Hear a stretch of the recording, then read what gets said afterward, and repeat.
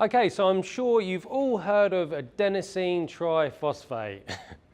Probably not actually, but you might have heard of ATP, which is basically adenosine triphosphate, but most commonly known as ATP.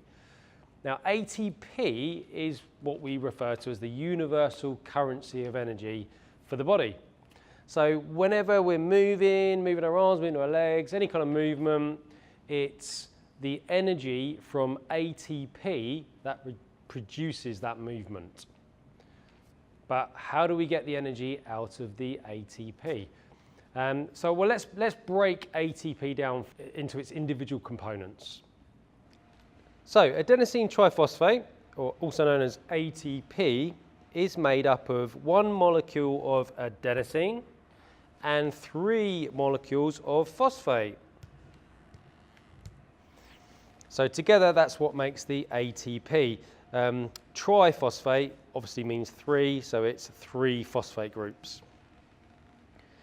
Now there's something called the ATP cycle, which is where ATP gets broken down into ADP and then resynthesized back into ATP. So as you look at the ATP now, imagine that gets broken down. When we break it down, we remove one of the phosphate groups. So now we're left with adenosine and 2 phosphates.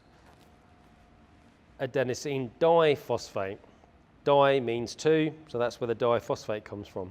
Now, using one of the energy systems, whether it's the aerobic system, the lactate system, or the creatine phosphate system, we regenerate that ADP back into ATP by adding another phosphate group back. And there we have ATP again. So there's this constant cycle all the time of ATP, removing a phosphate,